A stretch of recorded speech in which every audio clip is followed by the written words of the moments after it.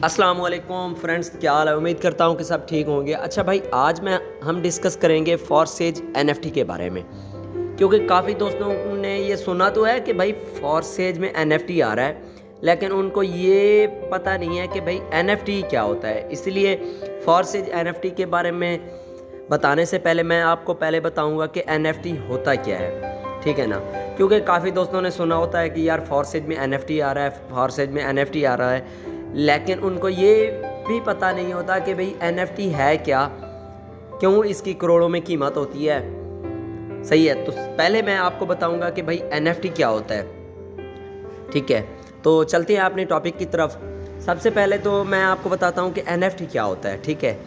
NFT एक ऐसा token होता है जिसका मुतबादिल कोई ना हो, यानी उस जैसा मार्केट में और कोई टोकन ना हो, उसको बोलते हैं एनएफटी। वो कोई भी चीज़ हो सकती है, कुछ भी हो सकता है, ठीक है ना। इधर फॉरसेज में तो हमारे पास टोकन आएंगे, लेकिन वो कुछ भी हो सकता है। जिस तरह आपने अक्सर फिल्मों में देखा होगा कि भाई एक आम सी पेंटिंग की कीमत करोड़ों में लग रही होती है, बोली लग रही होती है, करोड़ों में कीमत उसकी जो है ना दे रहे होते हैं लोग, और ख़रीदने वाले ख़रीद भी रहे होते हैं, क्योंकि उस जैसी जो है ना वो कोई नहीं बना सकता। इसी वजह से जो है ना उसको भी एनएफटी के बराबर ही कहते हैं। अच्छा, तो भाई मैं इसकी आपको एक और मिसाल देता हूँ, ठीक है ना। फ़र्ज़ करें एक जो है ना आम सा बैट है, बैट क्रिकेट वाला, ठीक है। तो वो उसकी कीमत है बस मार्केट में 200 रुपये, ठीक है।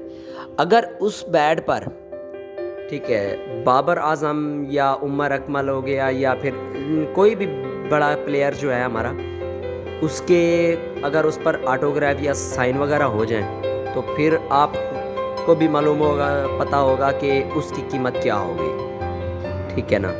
इसी तरह से ही एक एनएफटी होता है, ठीक है। एक मैं आपको और मिसाल देता जाऊँ।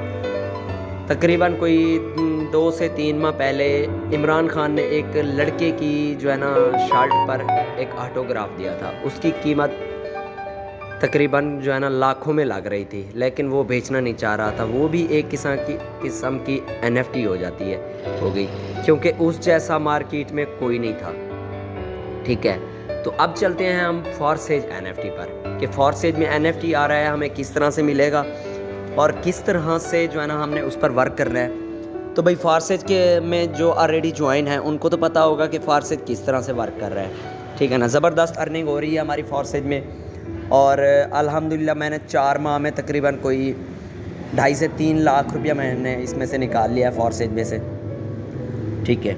और वो ये तो था एनएफटी के बगैर वाला प्रोग्राम, ठीक है ना। अब जो एनएफटी लॉन्च हो रहा है, तो ये एनएफटी हमें कैसे मिलेगा। तो भाई मैं आपको बता दूं कि जिस भाई के कम से कम 5 से 6 जो है ना, यानी अच्छे स्लॉट ओपन होंगे X3 और X4 में, वो अगर किसी को ज्वाइनिंग करवाता है बिग स्लॉट से, तो उसको उस रिवार्ड के साथ, वो रिवार्ड तो हमें मिलेगा, हमारा कमीशन तो वो हमें मिलेगा उसी टाइम, उसके साथ साथ हमें एक टोकन भी मिलेगा, ठीक है। इसके अलावा जब आपकी स्लॉट रिसाइकल होगी, ठीक है, तो तब भी आपको टोकन मिल सकता है। और जो बंदा आपके साथ ज्वाइन होगा, ठीक है ना, बिग स्लॉट के साथ, हो सकता है उसको भी टोकन मिले। वो टोकन आपका जो है ना उसी तरह, जिस तरह से हमारे डॉलर ट्रस्ट वॉलेट में आ जाते हैं, बिल्कुल उसी तरह से ही जो है ना वो टोकन भी हमारे ट्रस्ट वॉलेट में आ जाएगा। हमने उधर से ही जो है ना उसको स्वैप करना है या बेचना है, ठीक है। और वो एनएफटी टोकन जहाँ तक भी बिकेगा, यानी हमने एक बंदे के पास बेचा 1 लाख रुपए का, एक सिंपल सी मिसाल दे रहा हूँ, ठीक है ना, लेकिन उसकी कीमत होती ज़्यादा है 1 लाख से, ठीक है। तो फर्ज करें हमने उसको 1 लाख का बेचा है किसी बंदे के पास, तो उस बंदे ने आगे 1.5 लाख का किसी और बंदे के पास बेचा है, तो उसमें से 10% हमें 1 लाख में से भी, यानी 1.5 लाख का बंदा 10% 15,000 वो भी हमारे अकाउंट में आएगा। वो डॉलर के हिसाब से, USD के हिसाब से, जिसके ज़रिए से हमने उसको स्वैप किया होगा, वही हमारे ट्रस्ट वॉलेट में ज़रूर रहेंगे, ठीक है। इसी तरह से वो जहाँ तक भी बिकता जाएगा आपके पास कुछ ना कुछ वो देता रहेगा आपको। इसको बोलते हैं NFT, रॉयल्टी टोकन। सही हो गया। तो इसी तरह से जो है ना, वो चाहे महीने में 1 बार बिके, 2 बार बिके या महीने में 30 बार बिके, आपके पास 10% कमीशन आता रहेगा। और फ़र्ज़ करें आपने कहीं से जो है ना NFT टोकन